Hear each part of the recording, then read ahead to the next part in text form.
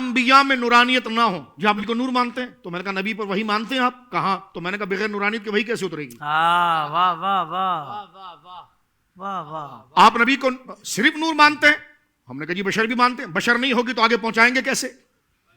اللہ، تو نورانیت بھی ایک حقیقت ہے، سبحان نورانیت بھی حقیقت ہے، یہ میں جو قاعدہ بیان کر رہا ہوں سمجھنے والے سمجھ رہے ہیں، نورانیت بھی ایک مستقل حقیقت ہے بہت اچھے، اور بشریت بھی مستقل حقیقت ہے۔ بہت اچھے، ہم انبیاء کی نہ بشریت کا انکار کرتے ہیں نہ نورانیت کا انکار کرتے ہیں، بلکہ ان دونوں کا اجتماع ممکن ہے، واقع ہے۔ اگر واقع نہ ہوتا تو وحی کا نزول جناب سید عالم صلی اللہ علیہ وسلم کے سینے مبارکہ پر ہونا، یا حضرت موسیٰ علیہ السلام کا براہ راست رب کے کلام کو سننا، اور حضور سید عالم کا اللہ کو دیکھنا، اور وہ دیکھنا بھی نورانیت میں اتنا اقوا اور اتنا اعلیٰ ہے کہ حضرت جبریل کی نورانیت وہاں پس رہ جاتی ہے، اور جناب سید عالم سدرۃ المنتہا سے آگے نکل وہ انوار جلالیہ، اللہ کے وہ نور جو جلالیہ ہے اس میں سفر کرتے ہوئے اللہ کی عطا نے جو اللہ نے آپ کو بنایا ہے، رب کے قریب پہنچتے ہیں اور رب کا دیدار کرتے ہیں۔ تو مجھے بتائیے حافظ صاحب قبلہ، اگر نورانیت سرے سے ہی نہیں ہے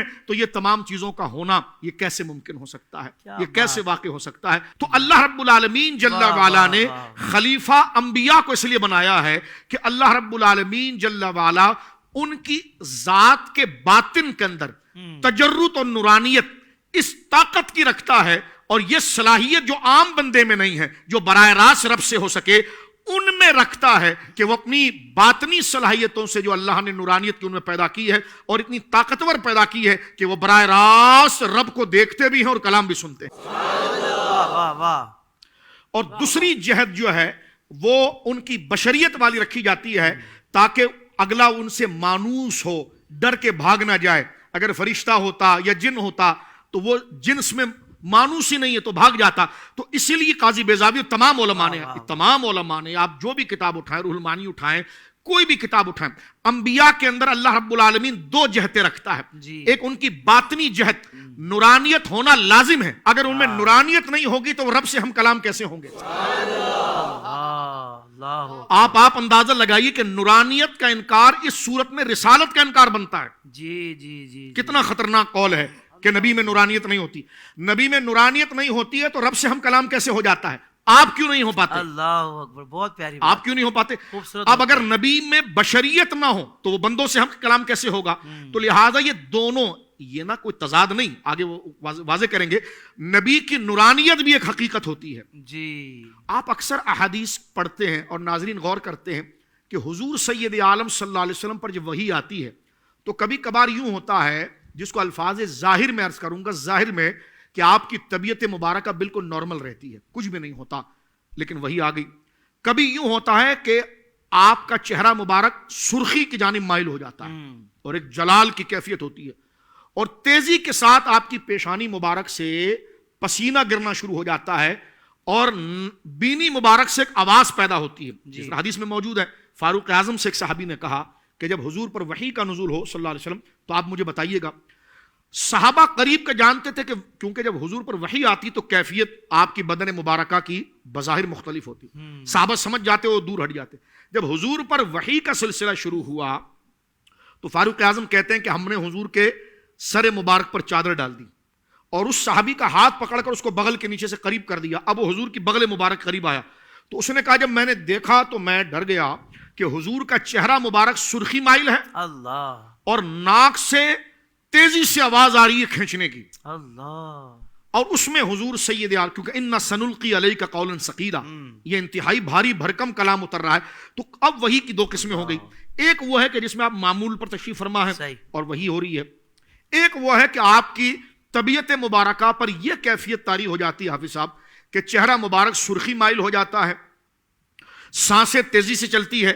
اسی بات کو ہماری ماں سیدہ عائشہ نے بخاری شریف میں بیان کیا کہ حضور پر وحی کیسے آتی، تو فرمایا سلسلۃ الجرس، جیسے بیل بجتی ہے، یعنی ایک آواز، سلسلۃ الجرس، جیسا لوہا لوہے پر مارا جائے تو سنسناہٹ پیدا ہوتی ہے نا، تو حضرت ام المومنین کہتی ہیں کہ اس طرح کی آواز آتی، اور اس آواز کے اندر ہی میسج ہوتا تھا۔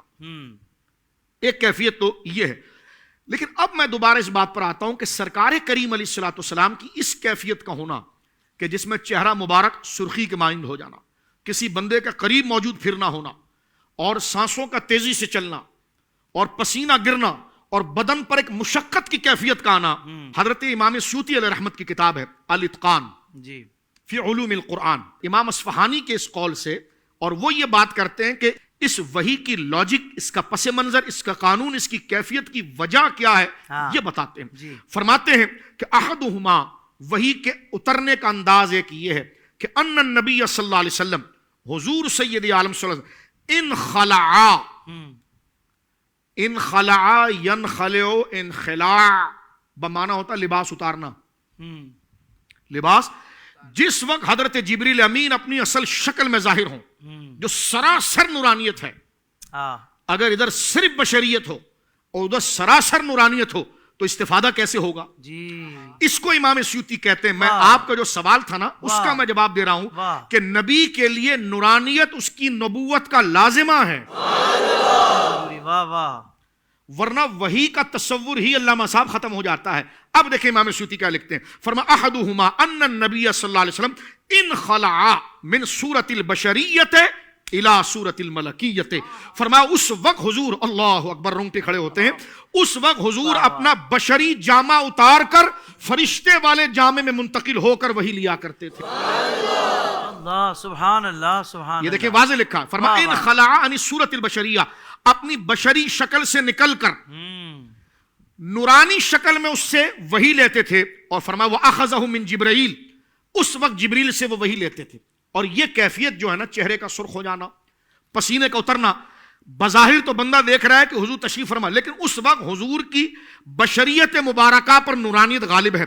اس وقت حضور جبریل کی شکل میں اس سے بات کر رہے ہیں۔ واہ واہ واہ واہ، یعنی اگر اتنے پاور کا شخصیت سامنے ہے اور ذات سامنے ہے، تو اس پاور کی ذات کے ساتھ حضور سامنے ہے، اس لیے استفادہ ہو رہا ہے، بات لی جا رہی۔ اور اس کو علماء نے کس لفظ سے تعبیر کیا؟ انخلع، لباس کو اتار دینا۔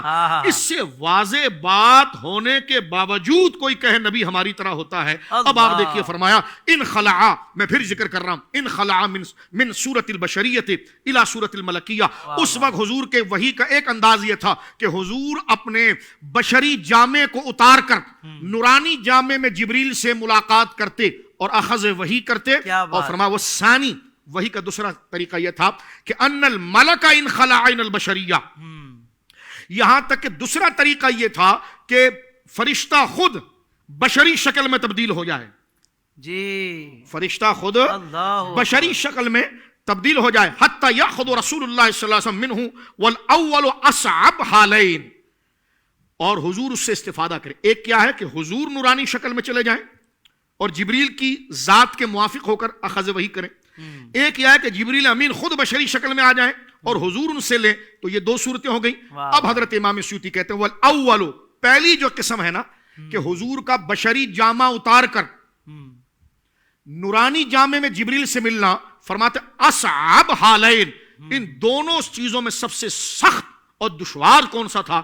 فرمایا وہ پہلی وحی ہے جس میں حضور سید عالم صلی اللہ علیہ وسلم نورانی شکل مبارکہ کے اندر وہاں پر منتقل ہوتے ہیں۔ اور فرمایا اتفق اہل السنت والجماعہ، اور اس پر اہل سنت و جماعت کا اتفاق ہے۔ دیکھیے ہمارے علماء نے یہ تشریح لکھی ہے۔ لوگ کہتے ہیں جی یہ کیسے ہوتا ہے، ظاہر باطن کا فرق کیسے ہو سکتا ہے؟ میں نے کہا ظاہر باطن کا فرق یہ آپ جس محاورے میں لے رہے ہیں نا وہ عیب ہے۔ یہ بھی سوال کیا جاتا، یہ تو تضاد آ گیا جی، یہ تو تضاد آ گیا جی۔ تو میں نے کہا جب جبریل امین حضرت سیدہ مریم کے پاس آئے تو ادھر بھی تضاد کہو گے، حضور سید عالم کے پاس حضرت دہیہ کلبی کی شکل میں آئے اور حضور کے وصال پاک سے 7 دن پہلے آئے کسی اور شکل میں، حضرت عمر نے کہا ہم نے بھی نہیں پہچانا، ادھر دہیہ کلبی کی شکل نہیں، ملا علی قاری کہتے ہیں، کیونکہ حضرت دہیہ کو تو سب جانتے تھے۔ حضرت عمر کہہ رہے ہیں ہم بیٹھے ہوئے، ایک نوجوان آیا اور اس کے بالکل نہایا دھویا صاف ستھرے کپڑے، کوئی اس کے بدن پر غبار، کوئی آثار سفر نہیں، اور مدینے کا بھی نہیں۔ تو ہم نے کہا اگر یہ دور سے آیا ہوگا مدینے سے باہر سے تو داڑھی مبارک پر کوئی خاک ہوگی، لیکن سب کہتے وہ آ گئے اور آ کر حضور کے ساتھ بیٹھے اور گھٹنے کو گھٹنے سے ملا دیا اور سرکار علیہ الصلوۃ والسلام سے سوالات پوچھنا شروع کر دیے۔ اب بیٹھنا، گھٹنا ملانا، زلفیں ہونا، داڑھی ہونا، حضرت عمر کا دیکھنا کہ ایک بندہ آیا، رجل آیا، رجل کہہ رہے ہیں وہ، اور پھر کہتے ہیں کہ جناب جب حضرت وہ چلے گئے تو حضور نے مسکرا کر فرمایا تمہیں پتا یہ کون تھا؟ حضرت عمر کہنے لگے اللہ اس کا رسول بہتر جانتا ہے، ہاں، اللہ اس کا رسول بہتر جانتا ہے۔ یہ کون تھا؟ فرمایا عمر یہ جبرائیل تھے، واہ واہ واہ واہ، یہ جبرائیل تھے جو تمہیں دین سکھانے آئے تھے۔ اب میں ایک بات کرنا چاہتا ہوں، جی جبریل کا مسکن ہے سدرۃ المنتہا، جی یہ بھی ذرا غور کریں، اور یہ ساری کائنات حضرت جبریل کے سامنے ایک پر میں ڈھب جائے جی، تو وہ ایک انسانی شکل میں کیسے آ گئے؟ تو میں نے کہا یہی تو مسئلہ حل ہو گیا، اور مسئلہ یہ ہوا کہ جب واہ بشری واہ شکل میں آئیں گے تو حکم بشری والا بن جائے گا، اور جب نورانی شکل میں رہیں گے تو پھر قاعدہ نورانی والا رہے گا۔ واہ